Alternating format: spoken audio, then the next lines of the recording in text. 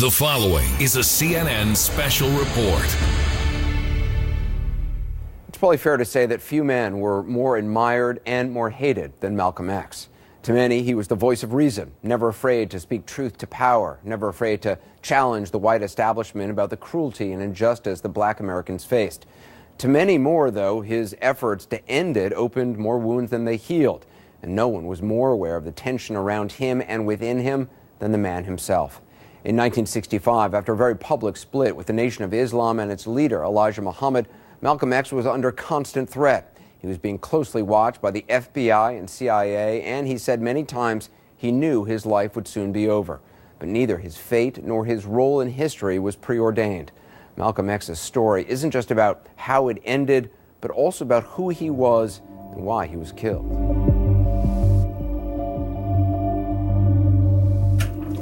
I don't worry. I tell you, I'm a man who believed that I died 20 years ago, and I live like a man who is dead already. I have no fear whatsoever of anybody or anything. I feel as though he knew that his life was in extreme danger. Malcolm is tired, physically exhausted. He has been on the road. He has spent a lot of time trying to hold fast to his closest supporters and loyalists, to get them to go along with him on this journey of his evolving ideas on religion, on race, on revolution, on self-determination. His family is under siege. There are these skirmishes between his followers and various people from the Nation of Islam. He foolishly acts like Lucifer. That's right, he joins in to make war against me.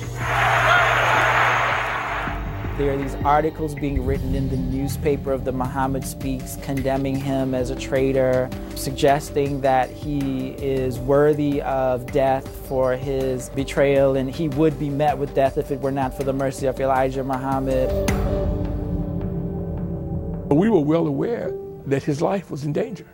The media made Malcolm this fiery, angry person, when in actuality he was reacting to all of the injustice around him because he was a man of great compassion, of love, someone who was clearly brilliant, clearly dedicated, impeccable integrity, and who was in a rush because he knew he was going to be killed.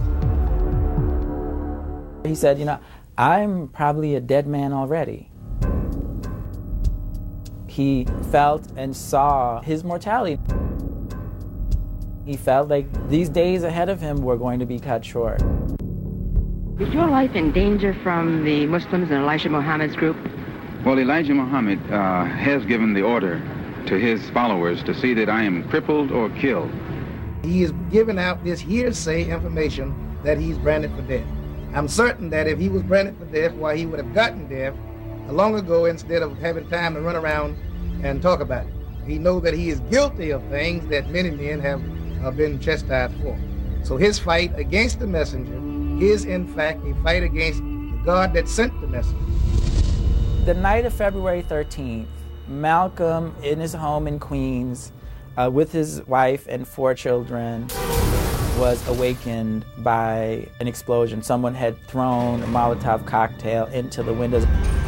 What really irritated him was that things had descended to the level where somebody was firebombing a house with innocent sleeping children in it. If anybody can find where I bombed my house, they can put a rifle bullet through my head. It was my children and my own life and my wife's life that was at stake. It was a stressful time for him, and he still decided to press on. And so he scheduled a rally for February 21st in 1965. For the first time, to me, he looked a little down. And I don't ever remember seeing him down before, even in the most dire circumstances. Chief, could you describe what happened here today? At about 3:15 p.m. This afternoon, there were about 400 persons present in the ballroom here, representing an organization known as the Afro-American Unity Organization, headed up by Malcolm X. And Malcolm was addressing the audience from the speaker's platform. And he raised his hand in the Muslim greeting, Salam Alaikum, like this, his right hand. At that point, rumbling broke out behind us. I heard somebody shout, "Kill him." Apparently, two men approached the speaker's rostrum and discharged shots at him from apparently very close range. As I turned around quickly, and the next thing I saw was Malcolm falling back in a dead faint. My mother threw herself over her babies, and she yelled out, "They're killing my husband." I heard shots, and I saw people crawling on the floor. And so I got down too. Then when I was looking out, and I saw someone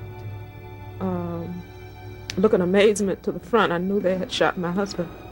He sustained one shot in the lower right chin, and the other 6 hit him in the chest and body. I looked out at him and I said, he's going to die. I kept saying to myself, he's going to die, he's going to die. How many immediately? No, he wasn't dead immediately, but expired very shortly thereafter. Malcolm is dead. This is nearly as bad as when they assassinated the President of the United States. The assassination of Malcolm X was an unfortunate tragedy. And it reveals that there are still numerous people in our nation who have degenerated to the point of expressing dissent through murder, and we haven't learned to disagree without being violently disagreeable. Malcolm was the best thing happened to us. He gave a whole bunch of little boys, Negroes and colored folks, an opportunity to be men. That summer of 1964, J. Edgar Hoover sent a memo to his New York office that explicitly stated, quote, "Do something about Malcolm X." We don't know what he meant by that.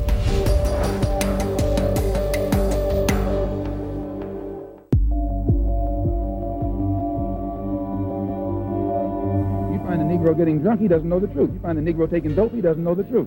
You find the Negro lying and cheating, he doesn't know the truth. He's usually imitating the white man. Negroes get drunk because they see white people get drunk. They smoke cigarettes because they see white people smoke cigarettes. He was such an excellent speaker, and he read a lot. He's the fastest mind I ever met in my life. They commit fornication and adultery because when they turn on the television, all they see is the white man committing fornication and adultery. So, and they want to be like the white man, so they copy his immoral social habits. Malcolm Little was born into a family of activists. His parents, Earl and Louise, were active followers of Marcus Garvey's Universal Negro Improvement Association, which was an organization that drew on the themes of Pan-Africanism and black nationalism, promoting black pride. Marcus Garvey, who said what? The world has made being black a crime. I intend to make it a virtue. That the world has said black history is a curse, that black freedom is a pipe dream, that black hope is a joke. My father's father, Papa Earl, was a young Garveyite. He was a minister. It was during the Jim Crow era, and he was encouraging African American communities to be self-reliant, to be independent, to stand up against injustice. You know, it was during a time when lynchings were prevalent, to say the least. And so my grandfather was assassinated also, tied to the trolley tracks. Malcolm's mother, Louise, was unable to keep the family together. So she had a breakdown. Social services came and split the family up and sent Malcolm and his siblings to various foster homes. Malcolm went to a white foster home and attended a predominantly white elementary and secondary school. He was popular in school. He had charisma even as a child. His classmates voted for him to be class president. Most often he was the only person of color in his school. And when he was I think about 12 years old, he did tell his favorite teacher, Mr. Ostrowski, that he wanted to be a lawyer. And Mr. Ostrowski flatly told him that Negroes can't aspire to be lawyers, that he should be a carpenter and use his hands. Malcolm kind of lost interest in school. His half-sister in Boston tried to get him to visit her so she could kind of get him on track. And so Malcolm went to visit Ella in Boston and was completely taken by urban culture and was attracted to the hep cat movement and jazz and the dancing and the clothes and the fashion, and he gradually adopted this persona that became known as Detroit Red. And as Detroit Red, Malcolm drifted further away from the Garvey roots of his family into, petty crime. He was a gangster. He was a hustler. And so those early years did expose him to some of the darker precincts of the black condition. Malcolm hatched a plan to engage in a series of breaking and enterings. Malcolm made the error of taking some of the merchandise to a pawn shop. When he went back to retrieve the watch, it was a watch, the police were there to arrest him.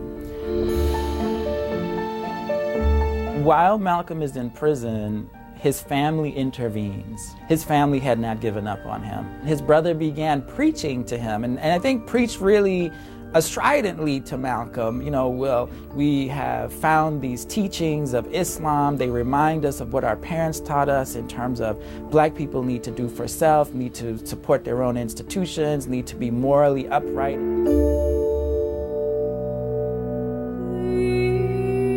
Elijah Muhammad almost became like a surrogate father to him. And he truly believed in the work that Elijah Muhammad was doing. And it was very similar to the work that his father was doing. I thank Allah for you who are always willing to go anywhere that I go. I was in prison. I was a very wayward, criminal, backward, illiterate, uneducated, and whatever other negative characteristics you can think of type of person until I heard the teachings of the Honorable Elijah Muhammad. And because of the impact that it had upon me in giving me a desire to reform myself and rehabilitate myself for the first time in my life, and also being able to see the effect that it had upon others, this is what made me accept it. It was the love of Elijah Muhammad in that cell in Norfolk that transformed him from Malcolm Little, the gangster, into Malcolm X, the greatest truth teller that we've known about the black condition in the 20th century. Prior to hearing what he teaches, I had no interest whatsoever in anything serious or any kind of educational pursuits. When Malcolm came out of prison in 1952, he met Elijah Muhammad. Elijah Muhammad invited him to stay with him, so Malcolm studied with him for a period of time. There was something about Malcolm. Some people just have this kind of magnetism. When they walk into a room, everyone starts focusing on them. So Malcolm just had this kind of charisma. He knew how to talk to people. He could speak to them in a way that made things very clear. It was easy to believe in what he was saying, because I was living it every day. America was in the middle of the so-called civil rights movement. If you're going to talk about him, you have to understand that very clearly. There are people being literally murdered, hung from trees. In the southern states of this country, there was terrorism going on. Shot, arrested. That's the only way you can describe it. Terrorism. People were being killed, bombed out of their homes. Having dogs sicked on them. If a dog is biting a black man, the black man should kill the dog. When that black man is doing nothing but trying to take advantage of what the government says is supposed to be his, then that black man should kill that dog or any two-legged dog who sicks the dog on him. Malcolm X did something that was very rare in the history of black leadership. Every mention of the word integration by whites, he viewed white fears, insecurities, and anxieties as an afterthought. Whether it be from the mouth of Kennedy. Most black leaders have to deal with white fears, insecurities, and anxieties in order to get about. On down to the mouth of the lowest, raggediest white liberal in the street. Malcolm viewed white fears, insecurities, and anxieties as tertiary. What was at the center was black suffering. What was at the center was the need for black awakening. We believe that separation is the best way and the only sensible way, not integration. That pits him radically against the mainstream in white America. Malcolm could speak in a way that resonated with people in those settings. There is nothing that the white man will ever do to bring about true, sincere citizenship or civil rights recognition for black people in this country. Nothing will they ever do. They will always talk it, but they won't practice it.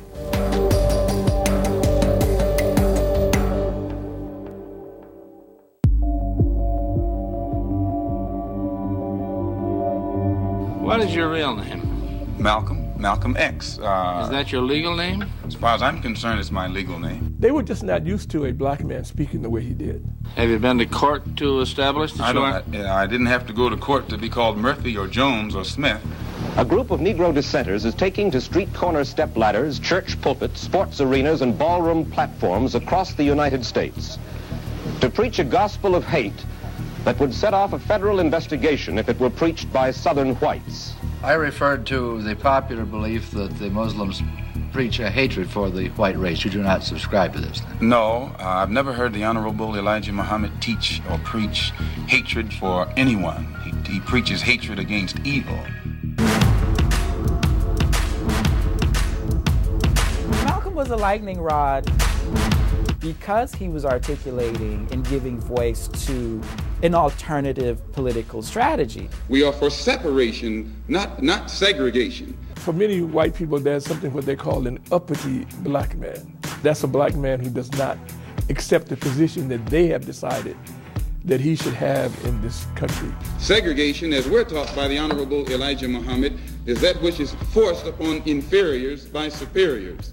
To them, Brother Malcolm was an uppity black man, and they despised him for it. Separation is done voluntarily by two equals. He taught us to hate ourselves, one of his favorite subjects. He was talking about how what we knew of the history of the world was incorrect. Who taught you to hate the color of your skin to such extent that you bleach to get like the white man?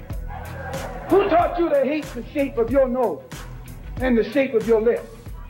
Who taught you to hate yourself from the top of your head to the soles of your feet? Who taught you to hate your own kind? Who taught you to hate the race that you belong to?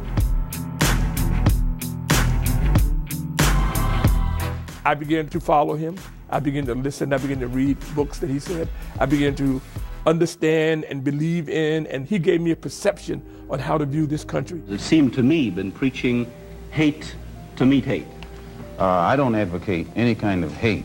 He absolutely believed in the Nation of Islam. He thought that that was one organization that would help to get black people back on their feet.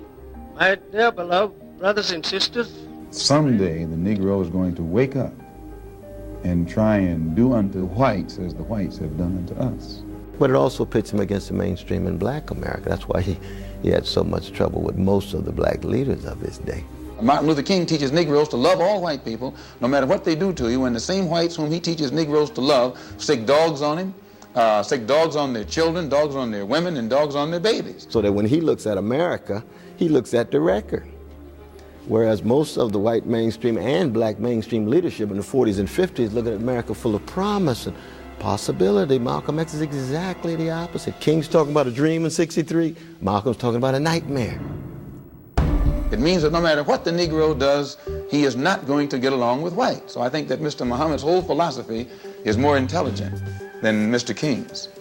He was not someone who would hold his tongue in criticizing the preacher class, right? The black religious leadership. Today's gathering is the largest in Washington's history. He was very critical of established black leaders. In the van is Martin Luther King. And of their strategies. And so many people shied away from him because of that.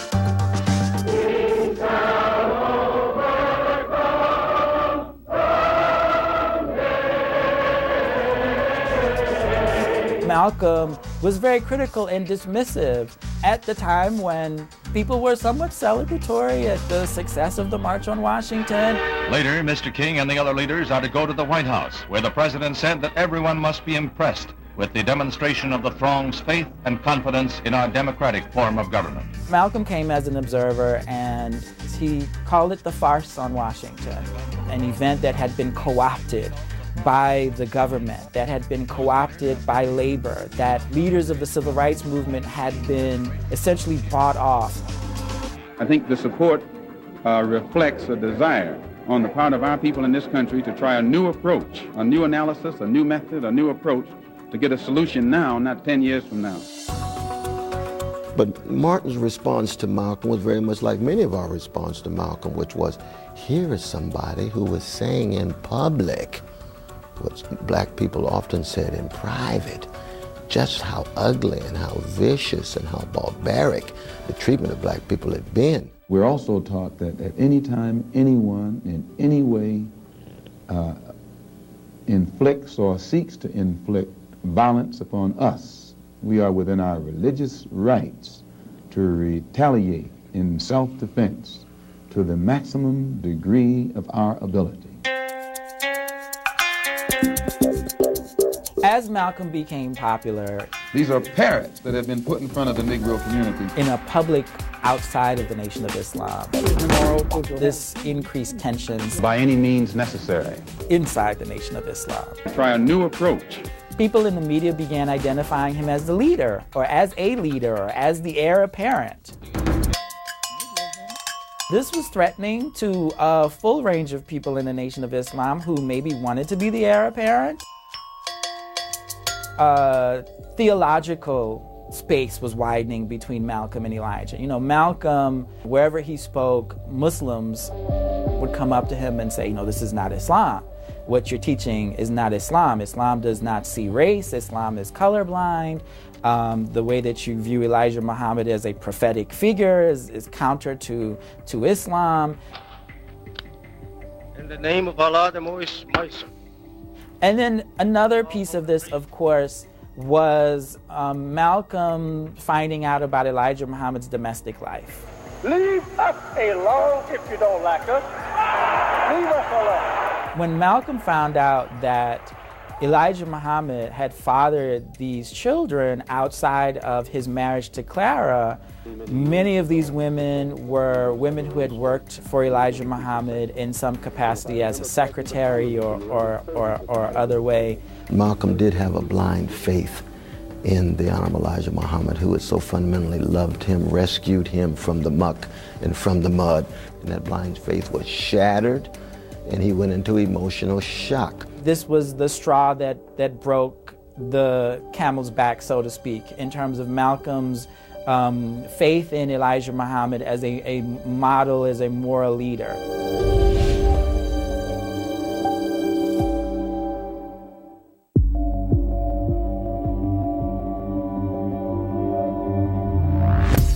His rendezvous with grim destiny begins a little after noontime. Death is less than 1 short hour away. On November 22nd, 1963. But apparently something is wrong here. Something is terribly wrong. John F. Kennedy was assassinated. And the first unconfirmed reports say the president was hit in the head. From Dallas, Texas, the flash, apparently official, President Kennedy died at 1 p.m. Central Standard Time, 2 o'clock Eastern Standard Time. As Malcolm felt himself growing estranged from Elijah Muhammad and from the Nation of Islam,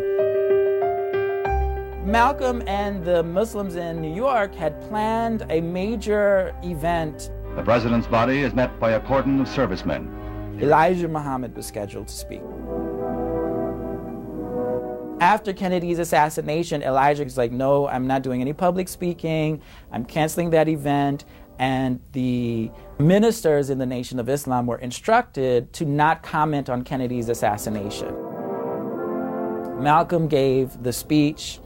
He did not comment on the assassination. Well, you see, it was very clear that Elijah Muhammad always wanted to steer clear of any confrontation. When Malcolm opened up to question and answer, the reporter asked him what his thoughts were on Kennedy's assassination. And Malcolm, he gave this really thoughtful response about violence. He said, when you have a climate of hate, you're going to get back hate. So if we're putting out so much hate and we're teaching our children and our nation to hate, then you're going to get all of that back. He said, this is a case of chickens coming home to roost. He was speaking for himself and not Muslims in general. And Minister Malcolm has been suspended from public speaking for the time being. So when he attacked the U.S. nation state in the form of, you've got violence in your history has now come back visited on your young darling, John F. Kennedy, that was the worst thing that he could have said from Elijah's point of view. While this was happening, Cassius Clay was training for his upcoming championship fight with Sonny Liston. Cassius Clay had been exposed to the Nation of Islam. He invited Malcolm to come to Miami for a vacation. He knew Malcolm was on this period of silence, said, bring your family. My father was his mentor, his spiritual guide. Cassius wins the fight. Malcolm makes a few statements to the press, so he kind of violates his silence. I've been silent for the past 90 days because of some statements I made concerning the President of the United States, which were distorted. They were distorted. And yes. What did you say, Malcolm? Well, I said the same thing that everybody says, that his assassination was the result of the climate of hate. But only I said the chickens came home to roost, and which means the same thing. But you did not say that you were glad the president was killed. No, that's what the press said. A couple days later would have been Savior's Day, which was the Nation of Islam's annual convention. Malcolm thought he would, be allowed to come to Savior's Day and maybe speak, and this would be the period of reconciliation. He thought, I have Cassius Clay, he's ready to join publicly. He just won the World Heavyweight Championship. The world is looking at him. Cassius Clay is invited to Savior's Day. So I was a Muslim, and if it wasn't for the Honorable Elijah Muhammad, where he's given a prominent, place in the program. This is a golden Muslim mosque that was presented to me by the Islamic Council of all Egypt. Malcolm isn't invited, Malcolm isn't asked to speak. He pretty much feels shut out. He would say over and over again, any religion that does not allow me to be empowered to speak and work on behalf of the freedom of black people, I'll let that religion go. And basically, said, I'm about to leave the Nation of Islam. This, of course, was met with great anger and resentment by many in the Nation of Islam. Muslims have excommunicated Malcolm X, and we're done with him, unless he wants to come back into line with the teachings and the moral principles of Islam and a follower of the Honorable Elijah Muhammad. When I found out he was out, I knew something was wrong. So I called him up the next day. And then he came over and we spent the whole day talking. And once it was decided, we knew they wouldn't let him back. We said we'd have to set up an organization to do what we can for black folks. While all this is happening, Malcolm is in need of a recentering of himself, spiritually, politically, and he decided to make the pilgrimage to Mecca. Well, he had seen it before. There was something about 64 where he was seeing the same thing. He was just seeing it through different eyes. He had already seen black and white people come together. He just was still tied to a blind faith in Elijah, so he didn't allow it to penetrate his soul. He realized how much of Islam he didn't know ritually. The actual experience of the ritual was overwhelming and transformative. Since I went to Mecca and reported that the religion of Islam is a religion of brotherhood which includes all mankind, it caused a great deal of wrath in the heart and mind of Elijah Muhammad, who has been teaching that the white race is a race of devils. The tensions at home are amping up with the Nation of Islam, in part because of some of Malcolm's words, right? And the attention he's receiving from law enforcement, from the FBI domestically, from the CIA internationally, is also increasing. But he also knows that the Nation of Islam is very upset with him. Why are they threatening your life? Well, primarily because they're afraid that I will tell the real reason that that I'm out of the black Muslim movement, which I never told. I kept to myself. But the real reason is that Elijah Muhammad, the head of the movement, is the father of 8 children by 6 different teenage girls, 6 different teenage girls who were his private personal secretaries.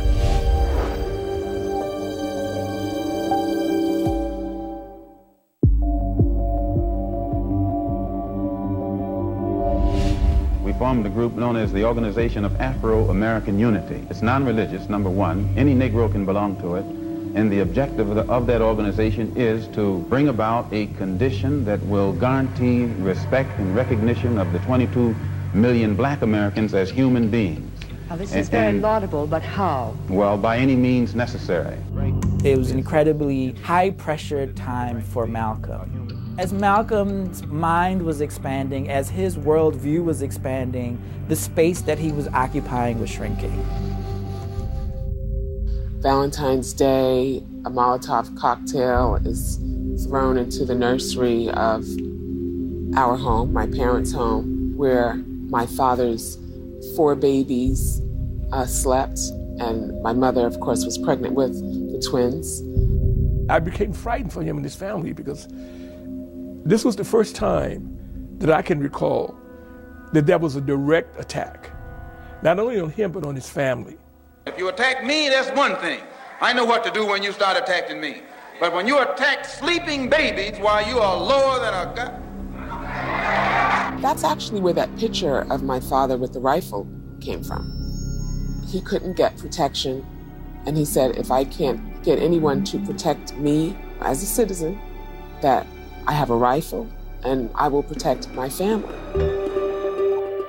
It was a stressful time for him, and he still decided to press on. And so he scheduled a rally for February 21st in 1965. He was going to give the formal unfolding of the OAAU platform and plan of action. When he arrived near the Audubon, he parked his car about 2 blocks away. Didn't let us know he was arriving, and he walked up Broadway to the Audubon. He just made himself a perfect target, and he knew better. He saw me and he said, Brother Peter, when you get a chance, come backstage, I want to talk to you. I went out and checked my equipment, make sure I finished my setup, taped the microphones up and all that. Then I came back in. He said he wanted me to go and make a phone call. He said, do any of you know what Reverend Milton Galamison looked like? And I said, I do. So he said to me, he said, well, go out front, and when he comes in, bring him backstage. So I said, okay. He knew what I actually did, photography and recording, but he insisted that I go make this telephone call. And I tried to explain to him, I have to get this stuff set up. He just stopped and looked right at me and said, Brother, I want you to go and make the phone call. I sat in the front row. I think I was 3rd from the aisle. He insisted I get out of there, to go out, completely out of the building where the telephone booth was. And while I was in the booth, he steps out there. I heard Brother Malcolm say, Assalamu alaikum. Somebody shouted, get your hand out of my pocket, very loud. And then a little bit of a tussle, and Malcolm responded by holding a hand up, something like, hold on there, brothers. While I was in the telephone booth, I heard the shots. I ran into the Audubon Ballroom, and people were running out by this time, and they were screaming and crying and cursing. My mother put her body on top of us. She covered her babies because there was all of the shooting. I don't know how many shooters are in there. I mean, this is while the smell of gun smoke is still in the air. I'm crawling to a phone. My mind is focused on doing my job. I am at the Audubon Ballroom. Pandemonium is the only word that I can use to describe the scene here. I was sitting in the first row when Malcolm came on the stage and greeted the audience with his traditional Salam Alaikum, a Muslim greeting. As soon as he said that, several persons, it happened so quickly I can't describe them, stood up and fired shots. You could see a crowd over Malcolm up on the stage, so I ran down the left-hand side of the building up on the stage. I still had my camera with me, and I kept right on shooting pictures. Someone had opened his shirt, and I saw all these bullet holes in his body. And I remember thinking to myself, you know, he's going to die, because he was gasping. I wish it had never happened. It was the saddest moment of my life, because we failed it.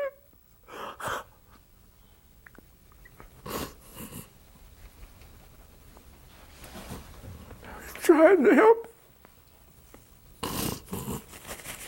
I started talking to everybody I could to have them reiterate from their perspective what had just happened and what they thought about it. I heard the shots, I ran forward. I saw Malcolm hold his side and hold his stomach and fell down. How do you feel now? I want to kill somebody. That's right, I want to kill somebody. Before the night's over, if Malcolm dies, somebody gonna die. Well, it was a certain noise, and then the two fellas, one was a black Muslim, and I don't know who the other one was because I didn't see him, ran and started shooting, and everybody fell to the floor. Yes, sir. They were black? Yes, sir. They were black Muslims, because I recognized him. He saved my life. But had he not sent me out, I would have been standing by the tape recorder that wouldn't have back to the audience. When they started shooting, I'd have been shot in the back. Then the brothers had gone and bogarted a stretcher from Columbia Presbyterian Hospital, which was right across the street. They just took a stretcher. They put him on the stretcher and rolled it out back over to the hospital. The only person that was caught at the scene was Talmadge Hayer.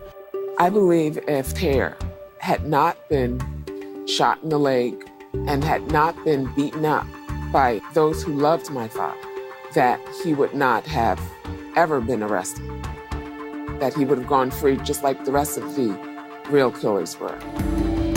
The evidence points to the fact that Hayer was the only person convicted for Malcolm X's assassination that had a part in it.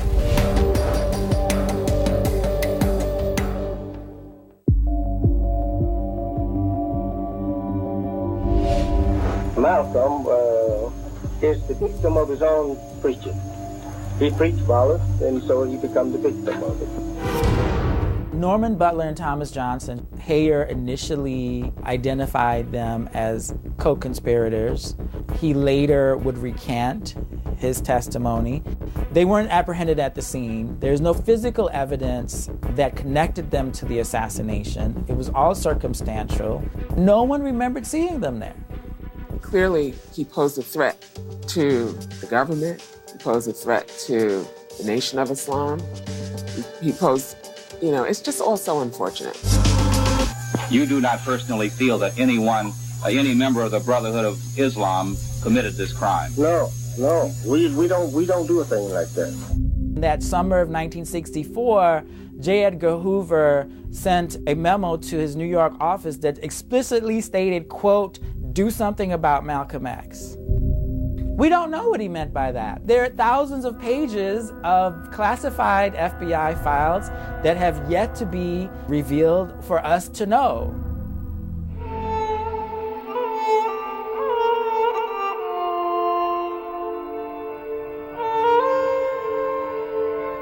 There's no doubt that the afterlife of Malcolm X has had more impact than his life. people beginning to see the truths he told, the love he displayed, the courage he exemplified, the visions for the oneness of humanity that he was after.